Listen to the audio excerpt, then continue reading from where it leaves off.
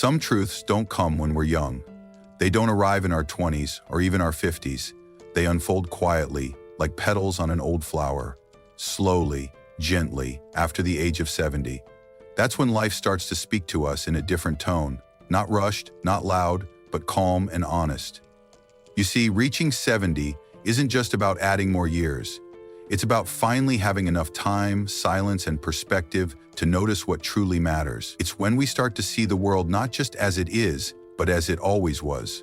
And maybe, most importantly, as it is for us now. Maybe you've felt it too, a moment of stillness when something just clicks. When an old pain makes sense. When a small joy feels bigger than ever. If you've ever had a moment like that, a moment where the world felt both softer and sharper, then this video is for you. Today, I want to share 7 quiet truths that many of us only come to understand later in life. Not because we weren't wise before, but because wisdom has a way of ripening with time.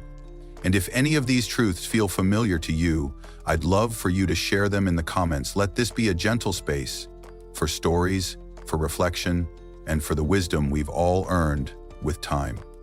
Let's begin with perhaps the most humbling truth we learn with age.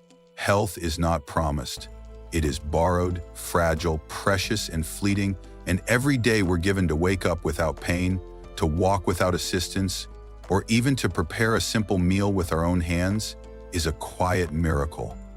When we're younger, we often treat our health like something permanent, like it's simply there, always will be, and can be taken for granted. We stay up late, we rush through meals, we put off doctor visits because there's always tomorrow. But after 70, something changes. We begin to notice the stiffness in the mornings. The way one missed walk can affect how our joints feel for the rest of the week. The way certain foods sit heavier in our stomach than they used to. And suddenly we understand. The body is not something to ignore. It's something to care for, gently and consistently, not with fear, but with deep respect. I remember talking to a man named Arthur. He was 76 and walked every morning, even if only for 10 minutes. I asked him why he was so faithful to that routine. He smiled and said, "Because if I stop now, I may not be able to start again." That stuck with me. He wasn't walking to look younger. He was walking to stay free, to keep the gift of moving under his own strength just a little longer. You see, after 70, health becomes less about how you look and more about what you're still able to do on your own. Bending down to tie your shoes, reaching the top shelf, getting out of a chair without help. These everyday things, they become victories. Small ones maybe, but meaningful. And here's the thing, protecting your health doesn't mean making huge changes. It's not about becoming a fitness guru or cutting out every indulgence. It's about listening, really listening to your body, noticing when it needs rest, honoring when it needs movement, drinking more water, eating foods that love you back, taking a moment to stretch instead of rushing to the next task. It's about recognizing that every small act of care is a way of saying, I want to keep showing up for this life. So if you're still doing that, if you're still trying, still walking, still choosing a piece of fruit instead of a second slice of cake, you're doing beautifully. And if you're not there yet, that's okay too. Every day is a chance to begin again. Your body may be older, but it's still listening to how you treat it, and it's still willing to meet you halfway. If this truth resonates with you, leave a comment that says still caring, because that quiet commitment deserves to be honored. And if you're still here with me, there's another truth coming, one that reminds us why our relationships matter far more than anything we own. Here's a truth that often arrives slowly, but hits deep once it does. Time with people will always matter more than time spent on things. When we're younger, it's easy to get caught up in the pursuit of possessions. A better car, a nicer house, a bigger television, a newer phone. We measure our success by what we own, what we can show, what we can buy. But after 70, something shifts. We begin to realize that it's not the couch that brought us joy. It was who sat beside us on it. It wasn't the meal that mattered most. It was who we shared it with. We start to notice that the best parts of life have never been made of things. They've always been made of moments, conversations, laughter, hugs that lasted just a few seconds longer than expected. I remember a woman named Della who used to say, "My favorite room in the house is wherever my grandchildren are." She didn't care about the decor, the dishes, or the furniture. What mattered most to her was presence, being with the people who filled her heart. And isn't that true for so many of us? We think back to our happiest memories, and almost none of them are about things. They are about who we were with, what we felt, and how we were loved. The painful part of this truth is that we often don't see it clearly until we've lost someone. When the chair at the dinner table is suddenly empty, when the phone no longer rings at 5 p.m. like it used to. Then we realize we would trade so many things just for one more afternoon, one more story, one more walk. But here's the beauty. If you're reading this, there's still time. There's still time to make the call, to write the letter, to show up even for a few minutes for someone you care about. And if there's someone you've been thinking of lately, someone you haven't reached out to in a while, maybe today is the day. Because in the end, the most valuable thing you can give someone is not money or advice or even help. It's your time. That's what they'll remember. That's what they'll carry. So if this truth speaks to you, leave a comment that says "Still choosing people." And if you feel brave, tag the name of someone you're grateful for today. Because when we remember that people matter most, we begin to live with a kind of richness that no object could ever offer. Now, take a breath, because the next truth is not easy, but it is freeing.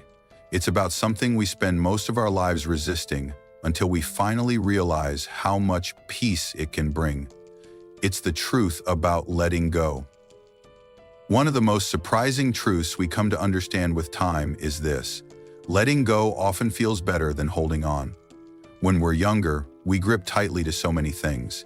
Expectations, grudges, roles we think we have to play, and stories about who we should be.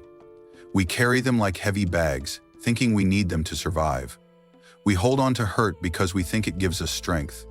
We hold on to control because we're afraid of uncertainty. We hold on to people, even when the relationship has quietly broken, because we fear what life will be without them. But something changes after 70. Slowly, gently, we begin to see the truth. That peace isn't found in gripping tighter. It's found in releasing what no longer fits. Letting go doesn't mean giving up. It means choosing ease over struggle.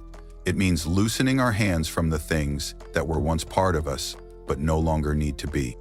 I once met a man named Walter who, at 80, said this to me: "I forgave my brother after 40 years. Not because he apologized, but because I didn't want to carry that bitterness into the last chapter of my life." That's courage.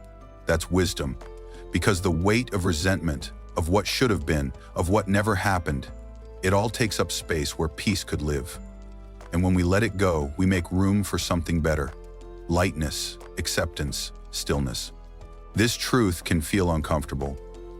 Letting go sometimes means grieving. Sometimes it means acknowledging that the season for something or someone has passed. But after the grief, there is freedom. A freedom that says, I don't need to fight with the past anymore. I'm here now, and that's enough.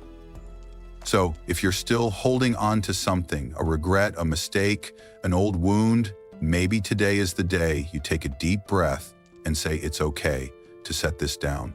Not for them, but for you, for your heart, for your health, for your future. And if this speaks to you, I invite you to leave a comment that says letting go. You never know who else might need the courage to do the same. And if you're still watching, thank you for sharing this moment. Our next truth is about something that's often misunderstood: slowing down. But what if going slower is exactly what your soul has been asking for? We live in a world that praises speed, fast results, quick answers, instant everything, and for most of our lives, we try to keep up. We rush from place to place, job to job, task to task, often without stopping to ask why. But after 70, something begins to shift, not just in our bodies, but in our perspective. We start to see that slowing down isn't weakness, it's wisdom, it's a choice, and it's one of the most underrated freedoms of getting older. Because when you slow down, you notice things. You notice how the light changes in your living room at 3 p.m. You notice the taste of your tea instead of just drinking it out of habit. You hear the birds outside your window, not just as background noise, but as part of your day. And most importantly, you notice yourself. your feelings, your thoughts, your breath. I met a woman named Eileen once, 79 years old. She told me she used to rush through everything, even her grief. After her husband passed, she filled every day with errands and noise, just to avoid the stillness. But eventually, her body told her it was time to pause. Now, she said, I move like a river, not a storm. That stayed with me, because slowing down gives us space to feel, to heal, to reflect. It's where wisdom begins to rise to the surface, like still water revealing the sky. Our culture often makes slowing down feel like falling behind. But here's the truth. When you move slowly, you move deliberately. You choose what matters, you waste less, you stress less, and you savor more. That's not weakness, that's mastery. So if you've found yourself walking slower, speaking more thoughtfully, taking more breaks, don't apologize for that. Celebrate it. You've earned the right to move at your own pace. Your worth doesn't decrease just because your steps are quieter. In fact, sometimes it's in the quiet that we finally hear what matters most. If this truth resonates with you, leave a comment that says "still steady." Let's remind each other that slow isn't stuck, it's sacred. And speaking of what's sacred, the next truth is one of the most beautiful gifts aging brings. The way joy begins to show up in the simplest places. Here's something you may have already felt in your bones. Joy changes as we grow older. It becomes quieter, simpler, but also deeper. When we're young, joy often comes from big moments. The promotion, the wedding, the vacation, the celebration. And those moments are beautiful, no doubt, but they are spaced far apart, and we often rush through them, always looking toward the next. After 70, though, something remarkable happens. We begin to find joy in the ordinary, in the familiar, in the overlooked. A warm cup of coffee enjoyed slowly at the kitchen table. The way sunlight stretches across the wall in the morning. The sound of a loved one's voice calling your name. The softness of clean sheets. The smell of soup on the stove. I remember a man named Henry, a quiet soul who once said to me, "My favorite part of the day is when the neighbor's dog runs across my yard." That's it. Not a trip to Europe, not a bucket list item, just a dog in motion, reminding him that life was still happening all around him. That joy didn't need to be earned, it only needed to be noticed. And that's what aging teaches us, isn't it? That joy doesn't demand more, it just asks us to be present, to pay attention, to feel the breeze on our face and say, "I'm still here, and this moment is good." Simple joys don't shout, they whisper. And those whispers can fill your heart more than any applause ever did. So if you've found yourself smiling more at small things, a bird at the feeder, the smell of rain, the rhythm of a favorite old song, know this, you're not missing out. You're tuning in. That kind of joy can't be bought. It can't be forced. It only comes to those who've lived enough to notice it. And if this part made you think of something small that brings you big joy, share it in the comments with the words, "My simple joy is." I promise you, reading each other's joys will be a blessing to this whole community. Now, let's take a gentle breath together, because the next truth is tender, but vital. It's about loneliness, and the hope that still exists within it. Let's talk about something many people feel, but few dare to say out loud: loneliness. The truth is, as we get older, loneliness can become more real, more present. Friends move away, loved ones pass on, families get busy, the house grows quieter, the phone rings less, and sometimes, even when we're surrounded by people, we still feel alone. There's a quiet ache that can come with that kind of silence, a sense of invisibility, like the world is moving on without you. And if you've ever felt that, even just for a moment, I want you to know, you're not weak. You're not broken. You're human. Loneliness doesn't mean something is wrong with you. It means something right is missing. Connection. But here's the second part of this truth, the part that brings hope. Connection is always possible, even now, even today, even from the smallest step. It might be a short phone call to someone you haven't spoken to in years, a note sent to a grandchild, even if they rarely write back, a wave to the neighbor watering their lawn, joining a community center class, or just striking up a conversation with someone at the store. These moments may feel small, even awkward at first, but they carry more power than we realize. I once met a woman named June, 81, who started leaving a chair out on her front porch every afternoon, not for sitting, but as a sign. "It says I'm still here," she told me, "and if anyone wants to talk, I'm ready." Within a month, neighbors she'd never spoken to were stopping by just to say hello. That's the beauty of connection. It doesn't always knock loudly. Sometimes we have to open the door first. If you're feeling lonely, please don't think it's too late to build new relationships. Some of the richest connections happen later in life, when the masks are off and the heart is finally honest. And if you're someone who's already found your people, who still laughs over coffee with a friend or talks to your sister every Tuesday, hold on to them tightly. Those bonds are lifelines. If this truth speaks to your heart, I invite you to comment, "Still reaching out." And maybe send this video to someone you've been thinking about. You never know how much that little gesture could mean. Now, as we approach the final truth, let's take a moment to reflect on something powerful. That even now, even after 70, you are still growing. We often think of growth as something that happens when we're young. Inches on a wall chart, milestones in school, first jobs, first loves, first homes. But here's something we don't hear enough. Growth doesn't stop with age. It changes, it deepens, and sometimes it becomes more meaningful than ever. After 70, growth no longer looks like getting ahead, it looks like getting real, with yourself, with others, with life. You may not run faster or lift heavier or learn a dozen new things a day, but you are still growing in patience, in perspective, in peace. You're learning how to rest without guilt, how to forgive without conditions, how to love without needing to be right. I once met a gentleman named Leo, 86 years old, soft-spoken, thoughtful. I asked him what he was still learning, and he said, "I'm learning how to listen better. My wife always said I heard her, but I didn't always listen." That moment struck me. At 86, he wasn't done learning, he was just beginning to listen. Really listen, with presence, with care. And isn't that a kind of growth more powerful than any degree or promotion? You see, deep growth happens in silence, in stillness, in those late-night moments when we're alone with our thoughts, in the kindness we choose to offer even when no one's watching, in the wisdom we pass down without needing to be the loudest voice in the room. So if you've ever said, "I'm too old to change," let me gently remind you, you are still alive. That means you are still becoming, still unfolding, still blooming, not taller, not faster, but deeper. If this final truth resonates with you, I hope you'll comment below with the words, "Still growing."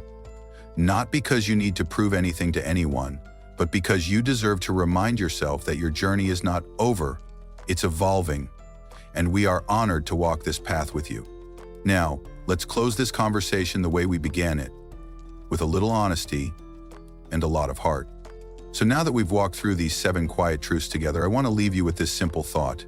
You are not behind, you are not done, you are not forgotten. You are still learning, still loving, still unfolding into the person you were always meant to be, one thoughtful step at a time. And if any of these truths made you nod quietly or maybe even feel a little less alone today, I hope you'll take a moment to share that in the comments below. Which truth spoke to you most? What wisdom would you add from your own experience? Your voice matters here, more than you know. This space was built for you. And if you'd like to keep walking this path of growth, peace, and gentle strength with us, I invite you to subscribe to Wise Old People. We're not chasing trends here, we're chasing truth, the kind that takes a lifetime to earn. Hit the subscribe button and turn on the bell so you don't miss the next moment of quiet reflection and real conversation. And if you know someone, a friend, a parent, a neighbor, who would feel seen in this message, share it with them. You never know how far a few kind words can travel. Thank you for spending your precious time here with me. I see you, I appreciate you, and I'll be right here waiting for our next conversation. Until then, take gentle care of yourself and keep growing.